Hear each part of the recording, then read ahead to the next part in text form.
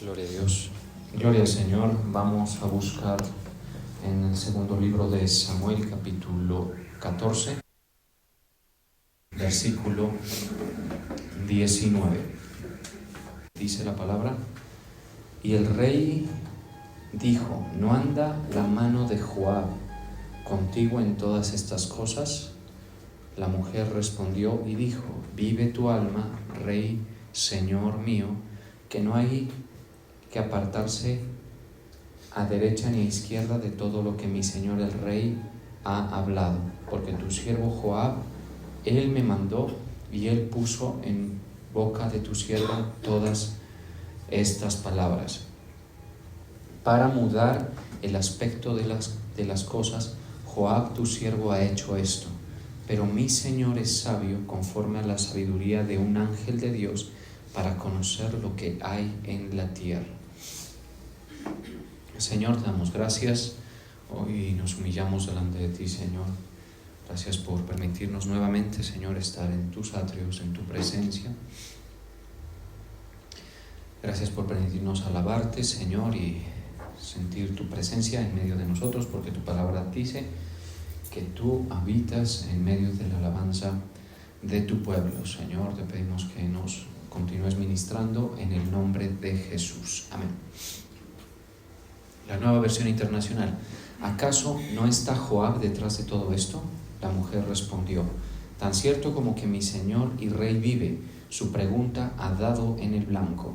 En efecto, fue su siervo Joab quien me instruyó y puso en mis labios todo lo que he dicho. Lo hizo con el propósito de cambiar la situación, pero mi señor tiene la sabiduría de un ángel de Dios y sabe todo lo que sucede en el país.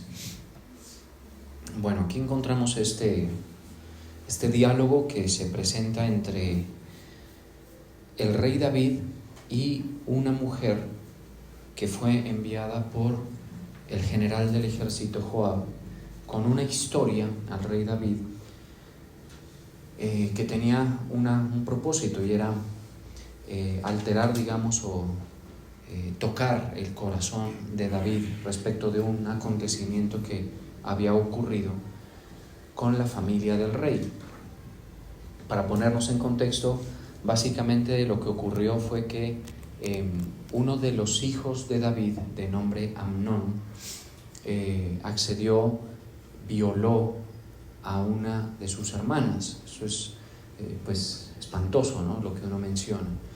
En la familia real, imaginemos esto, en la familia del rey David, el hombre que pues nos da ejemplo y nos da enseñanza en todos los aspectos que tienen que ver con la fe y la relación con Dios. Bueno, pues en ese caso, uno de sus hijos, Amnón, se encaprichó con una de sus hermanas, media hermana, pues tenía un parentesco parcial porque era hija de otra madre, ¿no? Y la violó. Y después, no contento con ello, Amnón la repudió, ¿sí? Dijo, o sea, básicamente la forzó, la accedió, vulneró pues obviamente sus derechos, que en ese tiempo pues eso no se había tipificado, pero uno pues ya más o menos viéndolo desde esa perspectiva, eso fue lo que ocurrió, y la desechó, inmediatamente la repudió, ya no quiso nada más con ella, bueno, todo este asunto. Entonces, eso fue por supuesto una gran conmoción dentro de la familia real, una decepción, un gran dolor entre los hermanos. Por supuesto el rey sufrió eso mucho, ¿no? Ahí entra el otro personaje, que es el que construye, digamos, este escenario que lo estamos viendo aquí, que es Absalón. Absalón es otro hijo de David, hijo de otra mujer, ¿sí?, que tuvo David, que era de Jesús, una región al norte de Israel.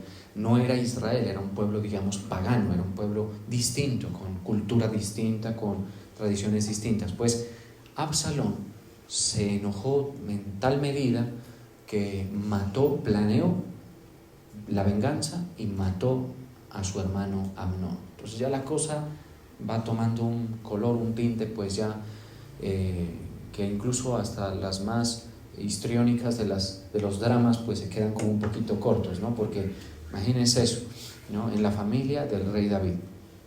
Entonces Absalón mata a Amnón y por supuesto David eso le genera muchísimo más dolor y también le genera muchísima ira y eso el rey David dijo pues, o sea, Absalón entendió que debía irse porque la justicia pues que se pretendía aplicar iba a caer sobre Absalón. Y Absalón se fue a la región de donde es su madre, a Jesús, al norte de Israel, ¿sí? Y estuvo allá por un espacio de tiempo.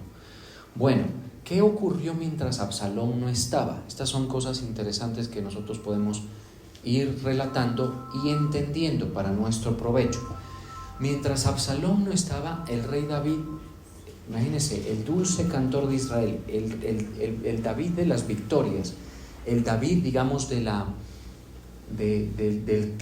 coraje, de la valentía, el David que nos enseña a nosotros muchísimos aspectos positivos en el carácter. David lloraba todos los días. Esa era la situación en el palacio. O sea, en el palacio había un llanto casi que permanente. El rey David, que había ganado todo, digamos, que había construido todo, lloraba por esa situación. Obvio, no es para menos, ¿no? Primero Amnón muere, primero la hija es violada, luego también Amnón muere, que no era pues lo ideal, ¿no? Allí pues digamos que Absalón lo perpetró, digamos, esa venganza, pero no debió ser la manera, ¿sí? Sobre todo que la misma familia se pusiera en ese plan. Y ahora Absalón está lejos y Absalón estaba desterrado. Y David amaba muchísimo a Absalón. Entonces, si usted regresa unos cuantos versos, en el versículo 1 del capítulo 14, dice lo siguiente, a ver. No, en el 13.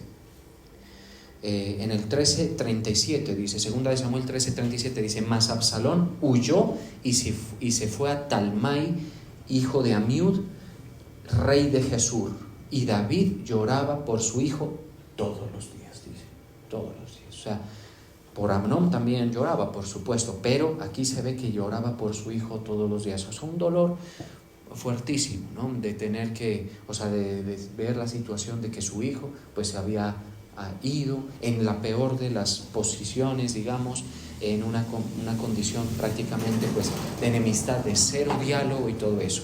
Joab era una persona muy cercana a David. Joab, ¿quién es? Joab es el general del ejército de Israel, que estaba bajo las órdenes de David, pero era muy cercano, de mucha confianza con David. Está desde las etapas más tempranas del desarrollo ministerial, digámoslo así, de David.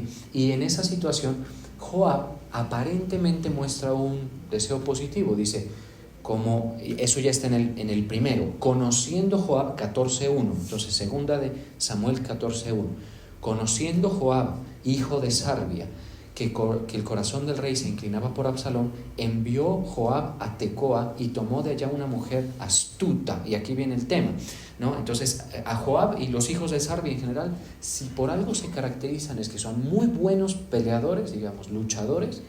Históricamente en su desempeño militar eran muy buenos, muy eficaces, pero también eran personas muy manipuladoras y sedientas de poder, porque David tenía poder, y usted sabe que alrededor de una persona con poder hay unas figuritas, digámoslo así, ¿no? Unas personas que no son fiables, que no son de puras intenciones, que no son, digamos, de características loables para nada, sino eran personas manipuladoras, sedientas de poder, y con un detalle bien interesante: no temían a Dios de la misma forma en que David lo hacía. O sea, David temía al Señor.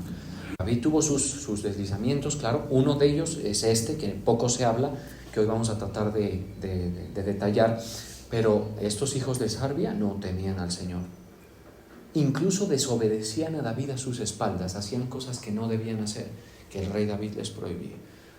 Muy curioso el caso, pero es muy constante ese panorama, es decir, que alrededor de una persona con poder se reúnen personas que se benefician de esa estabilidad, de ese poder y todo eso, pero son, digamos, desprovistos de buenas intenciones, desprovistos de un criterio espiritual correcto, ¿estamos de acuerdo? Si eso pasa en el mundo, pues un poco, mejor dicho, a más no poder, ¿no? Lo interesante es que aquí estamos tratando, o sea, aquí no estamos hablando de un tema político y familiar nomás. Estamos hablando de un tema en el que la persona eje, digamos, de la historia, que es David, es una persona que se relacionó exitosamente con Dios. Mire qué detalle, ¿sí?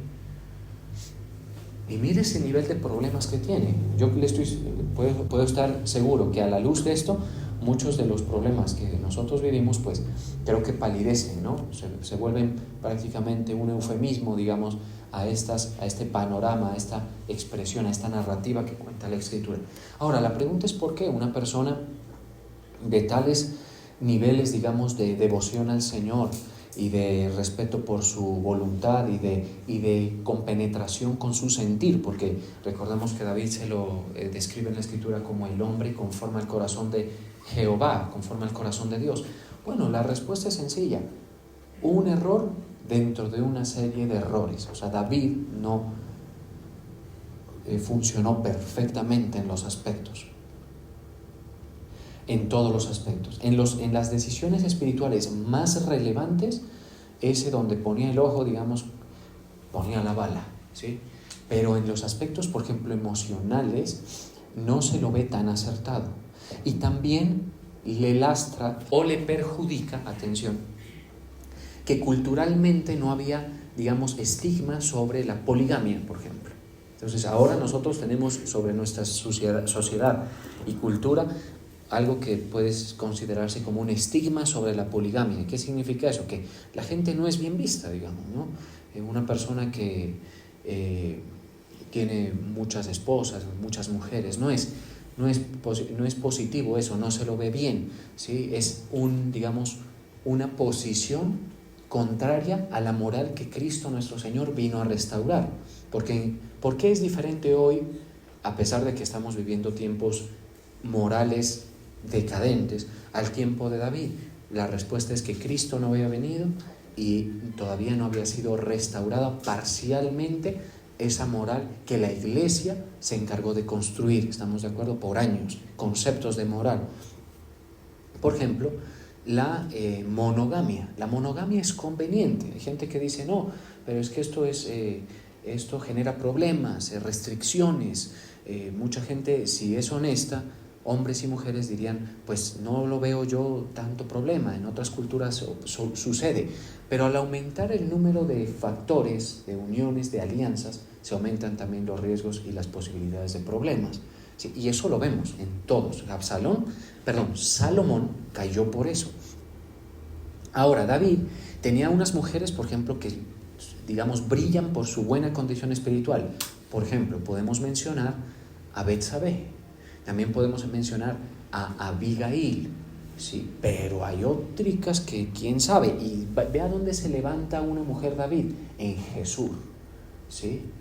O sea, se levanta una mujer de Jesús, que es como cuando los jovencitos se levantan una mujer de fuera de la iglesia, eso es, ¿sí? Que no habla su mismo idioma de fe, para nada tiene el temor de Dios formado, porque el hecho de que hayan entre ustedes jovencitos que desde pequeños están en las cosas del Señor, permite que ustedes tengan un temor de Dios formado, unos parámetros. Bueno, si ya los quiere transgredir, bien pueda, pues usted es libre, y lo han hecho.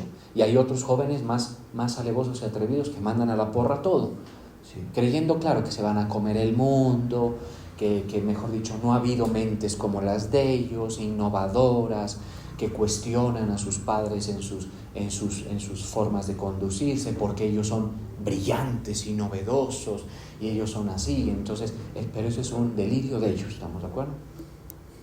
No funciona así. El joven que teme al Señor, después de que su madre o su padre lo ha conducido a la fe, él se mantiene, ¿estamos de acuerdo? Se mantiene a prueba de muchas cosas, ¿sí? Por ejemplo, hay momentos en la vida donde puede tomar la posición de Absalón, y va a tener más de una razón para hacerlo. Pero si uno no la toma es porque el temor de Dios ha formado en uno. A mí me pullaban en momentos de la vida, ministeriales y de mi propia vida, a tomar una posición como la de Absalón, de juicio, de revancha, digamos, de levantarme contra mi autoridad, que coincidentemente pues es mi padre, ¿sí? Y yo pues, usted puede tacharme de muchas cosas y se lo aceptaría yo, pero yo no hice eso, yo no toqué el manto de mi padre, ¿sí? ¿Por qué? Porque para mí la cosa no fue un juego. O sea, cuando mis padres me llevaban a la iglesia desde pequeño, en lo poco que uno entiende, siendo un joven, yo estaba cogiendo las cosas. Yo estaba cogiendo. Entonces no es coincidencia que el Señor a uno lo sostenga también, ¿estamos de acuerdo? Y que los que tengan un poquito de visión y de un glimpse, digamos, un vistazo a la vida personal, le digan, no, el pastor tiene mucho respaldo y bendición. Si es que usted lo considera, yo me considero respaldado tanto que vivo muy por encima de mi capacidad intelectual. O sea, yo les he comentado que yo tengo amigos del colegio que esos eran los que me explicaban a mí las cosas. O sea, yo era el bruto del grupo. Sí. Pero el Señor me permite vivir por encima de eso solamente porque en lo espiritual se han tomado, considero yo, hasta el día de hoy, y con el temor que esto amerita, lo digo, buenas decisiones. ¿Estamos de acuerdo? Entonces los jovencitos no se mandan por cualquier cosa. Ahora, esto es como que David lo hizo, mire, David. ¿Pero por qué? Claro, porque en ese tiempo no había educación. Es decir, David se conduce muy bien con la autoridad, pero claro, baja la guardia frente al tema de las mujeres, ¿no? Entonces se levanta una señora de Jesús, una señorita pues de Jesús, y le da un hijo hermoso. Porque qué cosa que menciona a Absalón como una persona hermosa de pies a cabeza. Dice que de la planta de sus pies a su cabeza no había defecto en él. Le da un hijo así. O sea que la muchacha debió ser también, sí, porque pues, digamos, si es fea, pues uno no espera que le salga así. Claro. Pero la muchacha debió ser una del nivel real, pues, porque tampoco sí es cualquier cosita ahí. Y David, pues, no se lo describe feo, ¿sí? Entonces le sale una cosa, pero mejor dicho, así como cuando uno ve unos manes o mujeres que son muy bonitas, muy impactantes por su belleza. Así era Absalón. Era una persona que llamaba mucho la atención. Su pelo, cuando se lo cortaba cada año, pesaba cerca de 3 kilos, imagínense. Ahí está para los que están usando minoxidil, pues. Para que les dé más envidia. Sí. ¿Estamos de acuerdo? Entonces uno, bueno, es ese tipo de detalles, ¿no? Le da un hijo así, un hijo que obviamente se lo ve al rey David también, por ejemplo, al rey David, mire, y eso nos enseña una cosa, que el ser humano no es perfecto y que tiene que cuidarse mucho porque es propenso a la parcialidad. En David se ve una inclinación, un favoritismo por Absalón indebido, cosa que no se ve por Adonías, por ejemplo, que es otro de sus hijos. No se ve, por ejemplo, por Amnón, no se ve por un resto de hijos que tuvo, sí, por allí, ¿no? Entonces esos son errores. O sea, mire usted, los sufrimientos, los problemas, por lo general no son accidentales, son construcción de errores, de decisiones, de posiciones que se toman. El rey David no debió tener tantas mujeres, obviamente, se hubiese evitado muchísimos dolores de cabeza, pero no había quien se lo dijera. ¿Sí? No había una restauración de la moral en ese tiempo, ¿sí? Sin embargo, David es temeroso de Dios, ¿sí? Eso nos explica también que el temor al Señor, acompañado de criterios morales positivos, es conveniente para la vida. Usted reduce la posibilidad de sufrir tanto con hacer vivir moralmente más correctamente. ¿Estamos de acuerdo? De acuerdo a la moral del Señor. Entonces, estas cosas son importantes detallarlas. ¿Qué ocurrió? Mientras Absalón se fue, el rey David lloraba todos los días. Mire eso, para que uno se dé cuenta que los problemas no siempre le son esquivos a una persona de fe, sino que a veces están presentes. Y nosotros tenemos que aprender a ver nuestra problemática. Sí, tenemos que aprender a ver nuestra problemática y leerla correctamente, porque hay veces la gente no hace una lectura correcta de la situación. Y lo que es peor, se rodea de gente que muda el aspecto de las cosas. Entonces, con esto vuelvo al eje de lo que estaba yo comentando. En el 17 fue que empezamos, ¿cierto?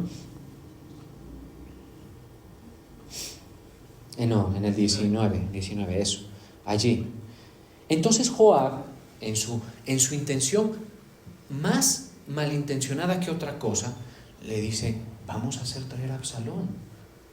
Sí, seguramente a Joab ha de haber dicho, con esto, mejor dicho, me apalanco más todavía con David, porque voy a hacerle traer a Absalón para que el rey David se consuele en presencia de su hijo y las cosas se restauren. Posiblemente también hay un detalle. Joab veía como sucesor posible a Absalón, más que al resto de perfiles dentro de los hijos de David. Entonces, claro, imagínese la jugada. Yo me estoy metiendo en algo que es como interpretar la mentalidad de Joab, hijo de Sarvia, ¿sí? Imagínese la jugada, dice, el más indicado para tomar las riendas del reino es Absalón. ¿Sí? Tiene la pinta, tiene todo lo necesario, tiene las condiciones, pero está desterrado. ¿Sí? Si yo logro meterlo nuevamente a la normalidad, digamos, de la familia real, me gano al rey y luego Joab, y luego estoy listo para seguir con Absalón a mano derecha, porque yo hice que le restauraran su condición. Yo pienso que algo así debió pasarse por la cabeza de Joab, porque cuando vemos el desenlace que no fue positivo, vemos que Dios no estaba detrás de eso. Entonces, si Dios no está detrás de un sentir nuestro, no estamos sino en nuestro egoísmo, en nuestra mezquindad, no estamos sino en nuestros miedos, en nuestras incertidumbres. Ojo a lo que estoy diciendo. Si Dios no está detrás de algo que nosotros estamos haciendo, por eso cuando usted se proponga hacer algo, incluso cuando sea arreglar un problema, asegúrese de estar aconsejado por el Señor. Porque donde no, es usted creyendo que hace todas las cosas bien, pretendiendo arreglar algo que está deteriorado, algo que está mal, y ahí lo único que está operando es su mezquindad, su egoísmo, su condición humana, ¿sí? Y por supuesto que también hay en mí, que a veces no es conveniente eso, no es conveniente, ¿estamos de acuerdo? Entonces Joab hace eso y llama a una mujer de Tecoa astuta, o sea, debió ser así como con unas palabras bien estructuradas, porque hay gente que tiene esas habilidades, ¿no? De saber decir las cosas para lograr los objetivos. Eso es gente con habilidades de manipulación verbal, digámoslo así, ¿sí? Se la cogió de Tecoa y le dijo, mira, le vas a decir esto, le vas a echar este cuento, le vas a poner un ejemplo que parece que no tuviera nada que ver con su situación. Pero claro, cuando David está escuchando la historia, y esa es tarea de ustedes, porque si me pongo a leerla, mejor dicho, aquí nos quedamos. Esa es tarea de ustedes. Cuando leanla, es antes del 19, ¿no?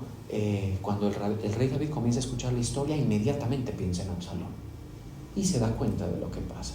Y como ya conocía a Joab, aquí estamos en el 19, y el rey dijo, ¿no anda la mano de Joab contigo en todas estas cosas? Se dio cuenta el rey David, ¿sí?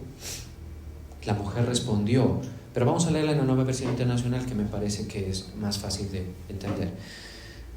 ¿Acaso no está Joab detrás de todo esto?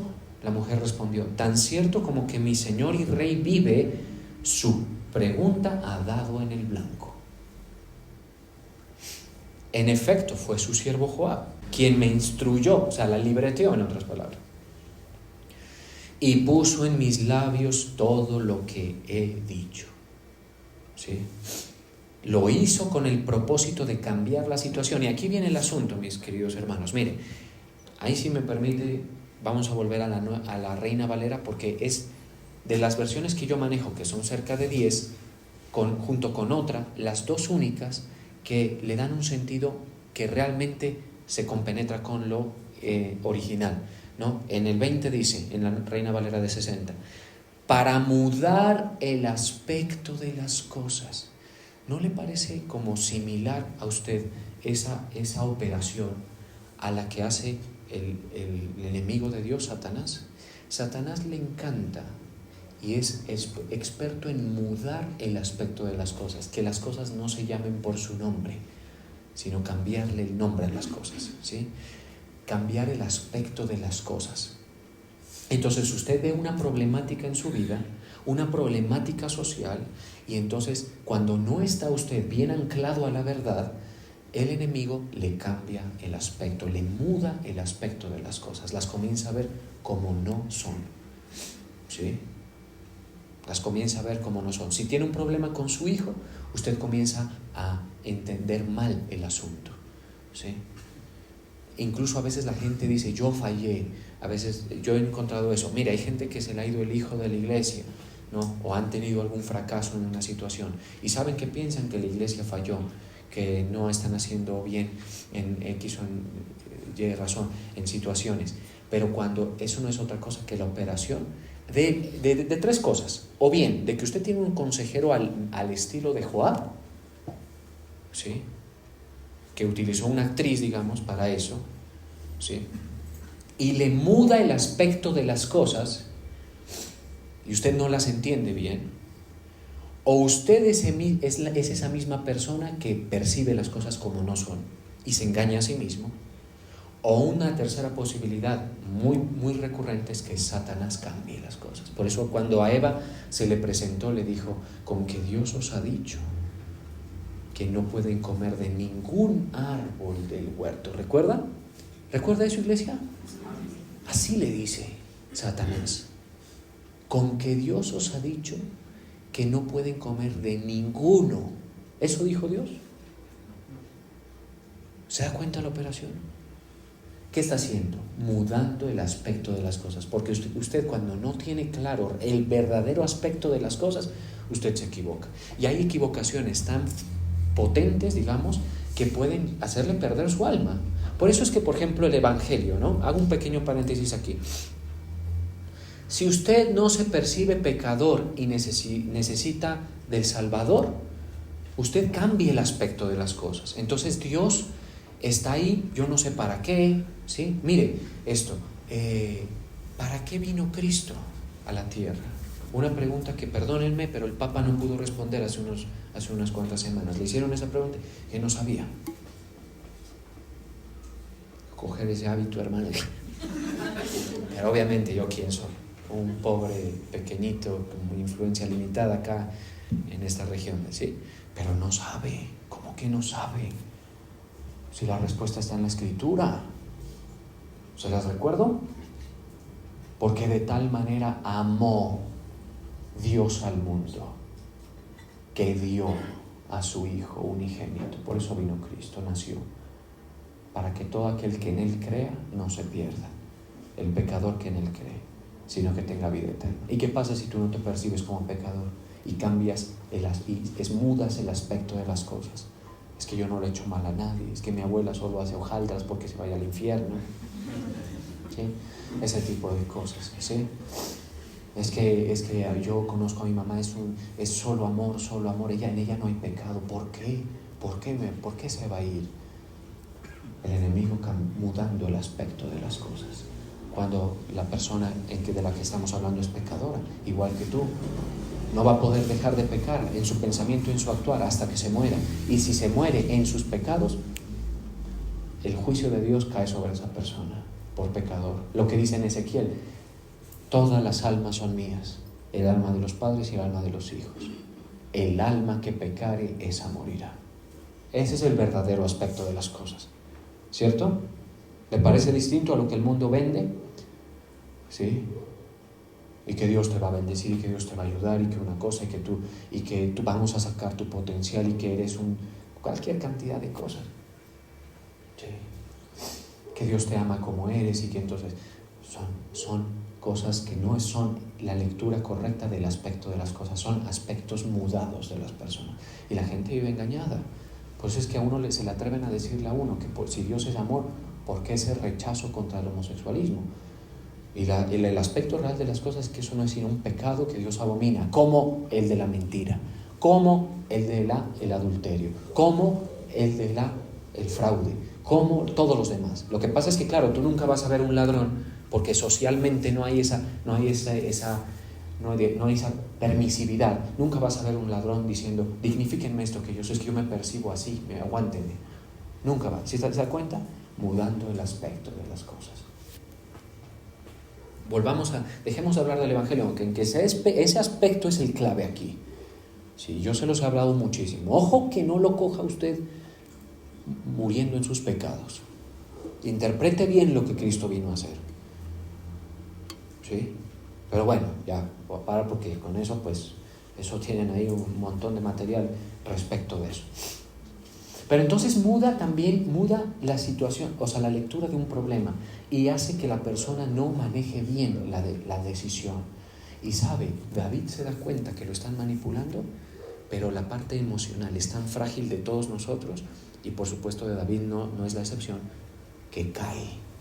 ¿Cómo es posible eso? Cae en el engaño y entra a modificar algo que no debía modificar él. ¿Lo quiere que lo leamos? Bueno. Para mudar el aspecto de las cosas, Joab, tu siervo, ha hecho esto. Versículo 20. Pero mi Señor es sabio. Entonces, ¿qué es lo que nos ayuda a nosotros a saber leer la situación? Es nuestra propia problemática. Sabiduría. Diga conmigo, sabiduría. Sí, ¿eso de dónde se obtiene? Del temor del Señor. Se obtiene de eso, ¿sí?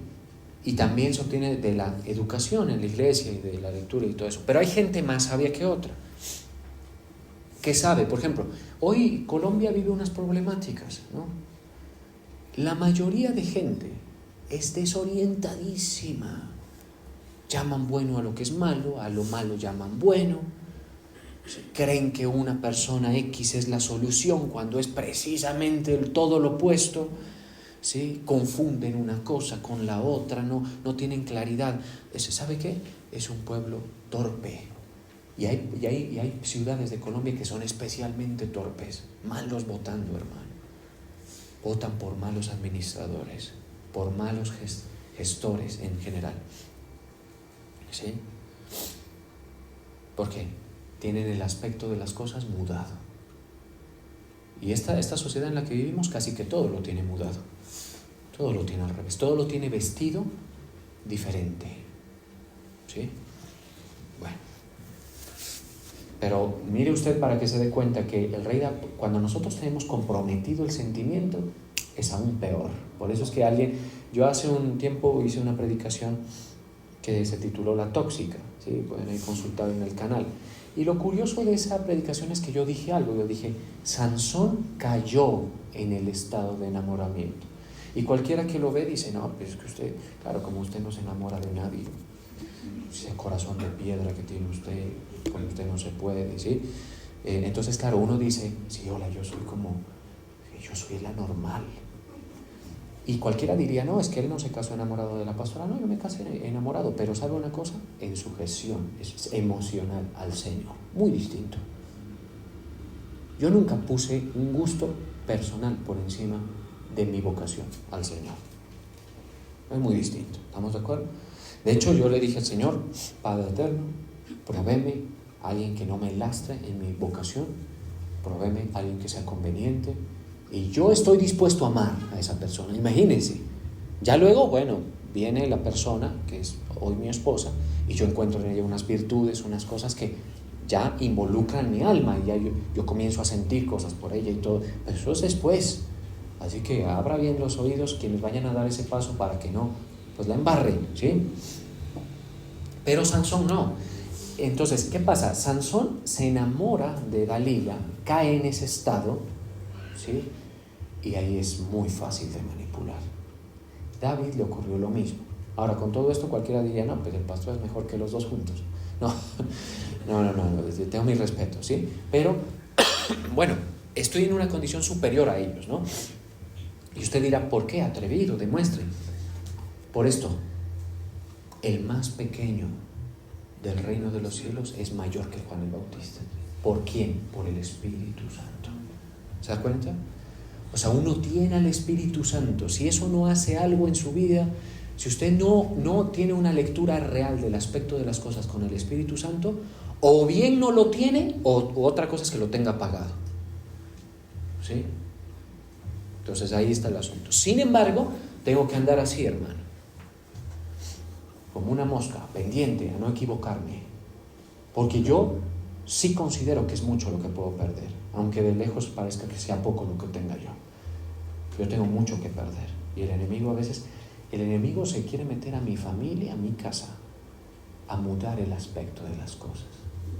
Sí, o sea, quiere que yo la perciba a mi esposa como lo que no es, que perciba lo que ella hace como una mala intención hacia mí, y eso quiere que también mi esposa perciba. Y eso pasa en sus hogares también. Y más cuando el hogar está en un propósito de relevancia espiritual, mucho más. Pero aun cuando no sea así, también el enemigo ataca y muda.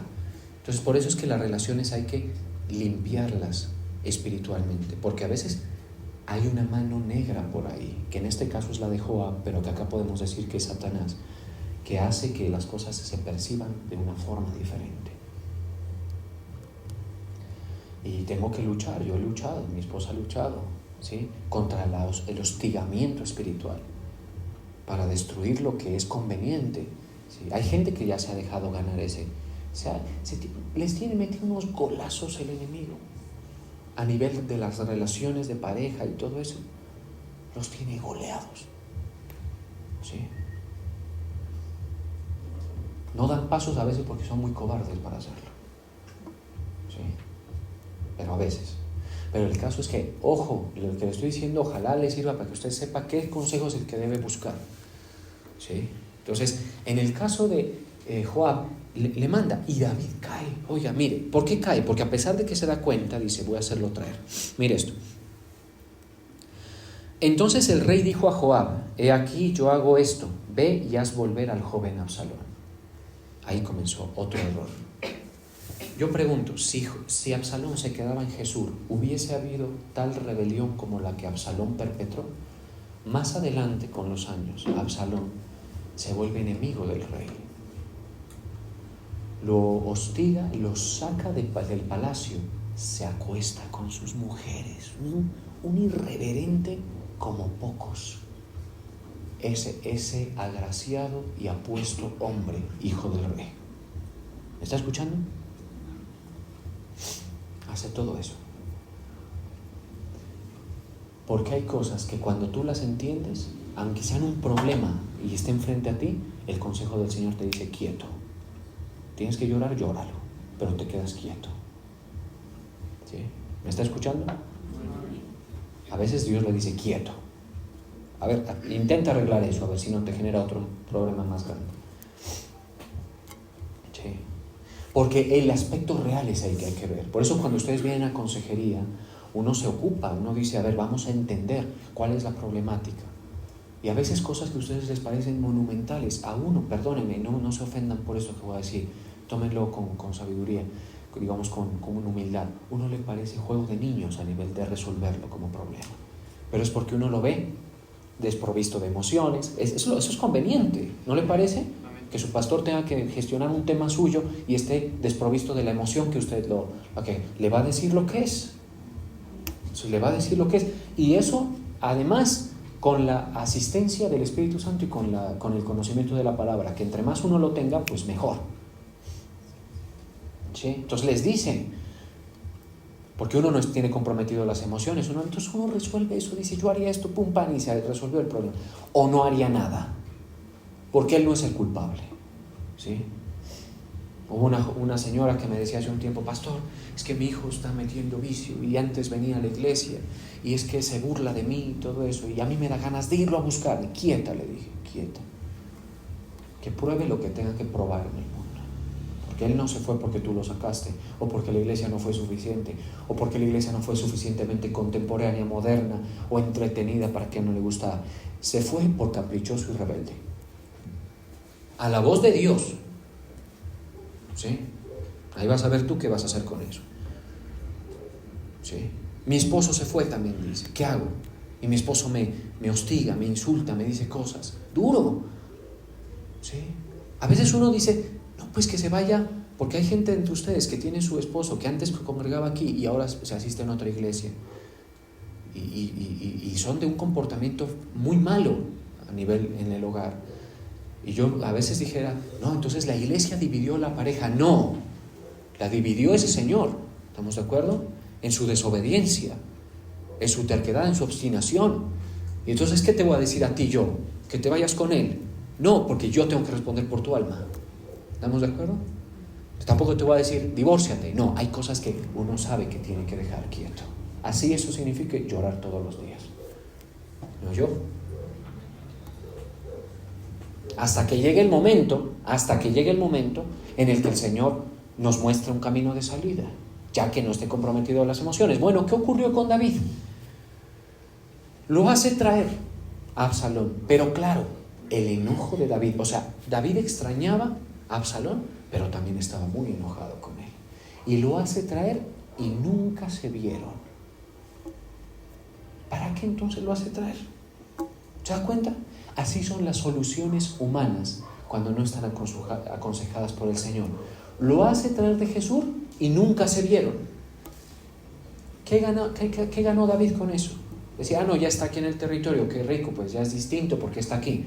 Lo mismo. A veces las soluciones que la gente plantea son un engaño, son una solución ficticia. Te da lo mismo. ¿Sí? Te da lo mismo hacer lo que estás pensando a lo que ya tienes. ¿Sí? En otras ocasiones, si uno le dice, intervenga, haga, corrija, todo eso, ya es. Por eso, la parte por la que ustedes no pagan, ¿sí? Pero solo el Señor sabe cómo demanda ese tipo de cosas. La consejería es fundamental. ¿Sí? La consejería. O sea, su condición espiritual tiene que crecer a tal punto de usted entender que es necesario y conveniente sujetarse a su pastor, al suyo, a nadie más. Si a mí me vienen de las iglesias que aquí rondan, aquí yo les digo, gracias, bien pueda, váyase.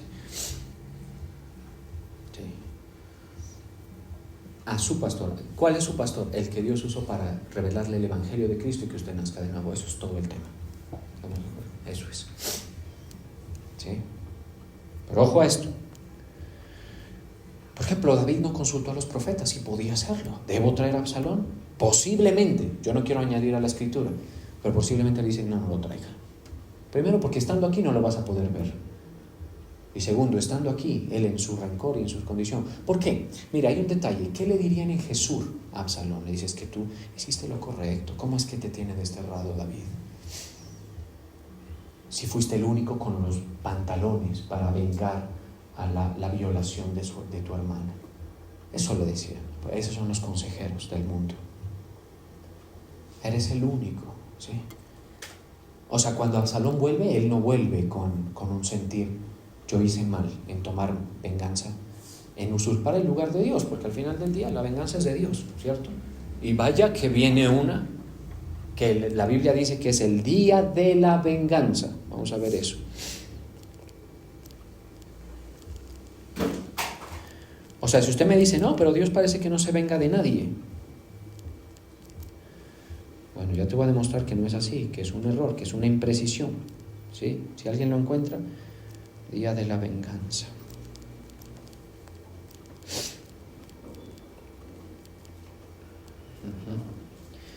Eso está en Isaías 61:2. 61:1. El Espíritu de Jehová es el Señor está sobre mí, porque me ungió Jehová, me ha enviado a predicar buenas nuevas a los abatidos, buenas noticias. Por eso el Evangelio son buenas noticias, ¿estamos de acuerdo? A vendar a los quebrantados de corazón, también es una buena noticia. A publicar libertad a los cautivos, también es una buena noticia. Y a los presos, apertura de la cárcel.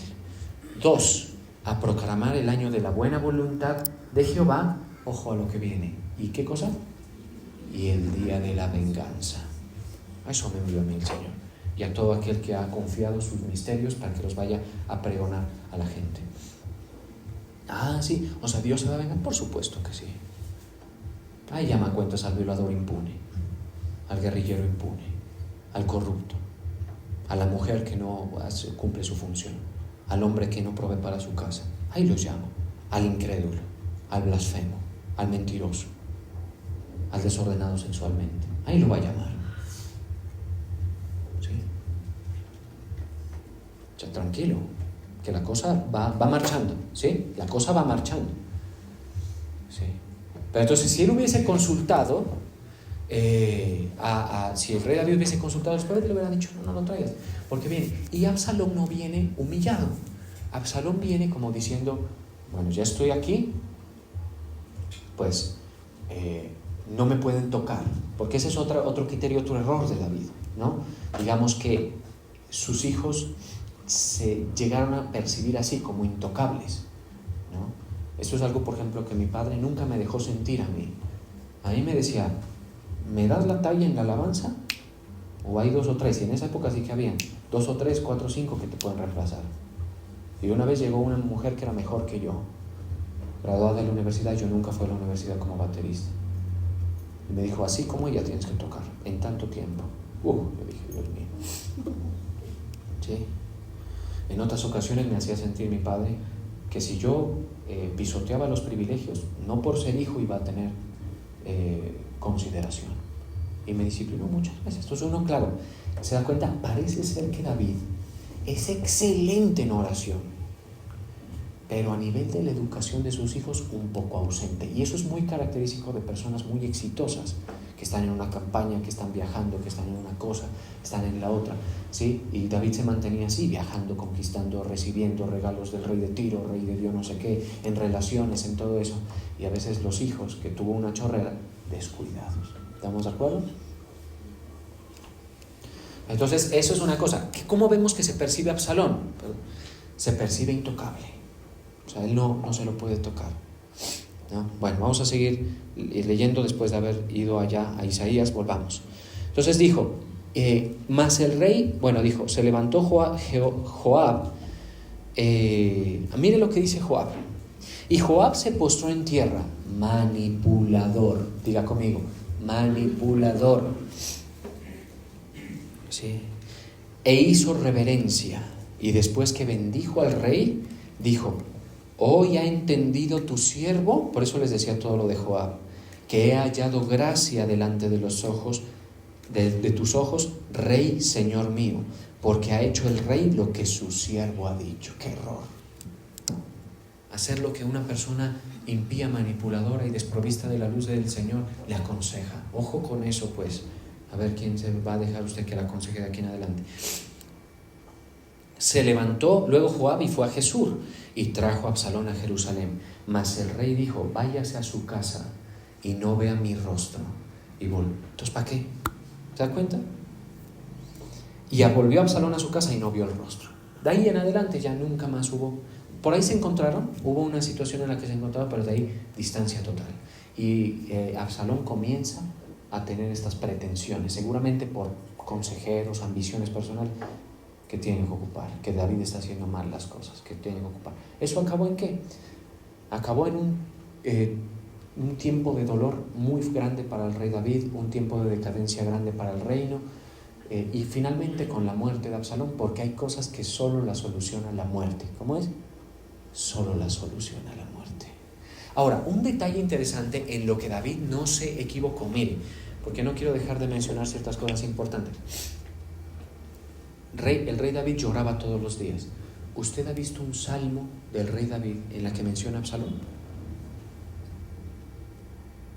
O le componga una canción, porque bien podía. Dijo a mí, imagínense unas melodías ahí, te extraño, ¿cómo te fuiste? ¿Por qué? Una cosa. El eje de Dios seguía estando en el trono de sus emociones. Así tiene que manejar usted. Que Dios está en el trono de sus emociones todavía. ¿Sí? Luego entonces podrán venir las soluciones. ¿Sí? Si usted está llorando por una cosa, pida el consejo, orientación. ¿Sabe qué? A veces usted va a salir un poquito decepcionado porque va a decir, quieto ahí, no arregles nada. Así están las cosas. Te dejó tirada. ¿Qué debo hacer? Quieta hasta cierto punto. A otros se les dice, a otras personas yo les he dicho, ahorre. Busque la manera de buscar un futuro al margen de ese lastre, ¿sí? A otras personas les he dicho, ore por sus hijos, nada más, ¿sí? Infinidad de cosas. Ahora, si uno, por ejemplo, le pasa el tiempo, uno ve que a veces el consejo que uno ha dado, pues en una buena parte de casos, no en toda la totalidad, ha sido acertado. ¿No? Entonces hay cosas que uno no tiene que intervenir, que voy a llamar para que se reconcilie el primo que peleó con el otro, que alguien también me decía, es que mi papá me dejó, me abandonó desde que éramos pequeñitos y entonces yo voy a ir a buscarlo. Y fue a buscarlo y lo encontró. Pero claro, lo encontró y sentía un padre displicente, un padre que estaba enganchado con su nueva familia. Yo no recuerdo haberle dicho vaya. Honestamente eso no hace parte como de mi forma de construir soluciones, ¿no? Pero de todos modos lo hizo. Yo le hubiera dicho, quieta ahí, hombre, aférrese del padre de huérfanos y defensor de viudas, que es el Señor. Sígalo, témale, desenamórese del mundo, coja la verdad e interprete bien las cosas. Si eso fue lo que te tocó vivir, eso es. ¿Estamos de acuerdo? Otros se les ha acabado el hogar, han quedado desprovistos de casa, y entonces le preguntan a uno, le dicen, pero es que eso no fue justo. Si tú gestionaste todo eso, ¿sí? Y te lo digo por amor, para que no caigas en la falacia de que el problema fue mal manejo de los pastores. ¿Sí? Yo reviso mis decisiones, y cuando las cosas son muy complicadas, hago junta de los más respetados en mi perspectiva, de los consejeros más respetados del ministerio. O sea, hay cosas que ustedes traen que son bien complicadas, esas yo les digo, espérame, llámame tal día, yo hago una junta con tales personas, les planteo. Y claro, a veces uno se da cuenta, por ejemplo, yo me doy cuenta que la forma de resolver de los más pesados en la parte espiritual es otra cosa. Por eso es que vuelan en otro nivel, no es porque no haya problemas en sus vidas, ¿estamos de acuerdo? Sino porque es distinta la forma de leer. Ven el aspecto real de las cosas. Usted con el aspecto real de las cosas soluciona muchísimo, pero para eso tiene que ser una mente muy, muy alumbrada. Bien, ya sabemos en qué terminó el asunto. David no puso a Absalón en el eje, en el trono de sus emociones. Usted no va a ver un salmo que se lo dedica y, ojo a lo que digo, lloraba todos los días. O sea, que uno puede sentir, ¿no? Obviamente, el amor de padre, la decepción, todo lo que usted quiera, pero no, usted no lo ve tampoco diciendo, ¿por qué, Señor? Seguramente el Señor se hubiese respondido, ¿por qué? El rey David ni se atrevía a eso, porque él decía, yo me metí con esta vieja de Jesús, y aparte Amnón, y aparte la otra, y viene el uno y viene el otro. Luego más adelante Adonías se le quiere robar el trono a Salomón, y el día que están posesionando a Salomón, está Adonías en un proceso de rebelión dirigido por Joab. Oiga, ¿se da cuenta? Bueno, vamos a orar.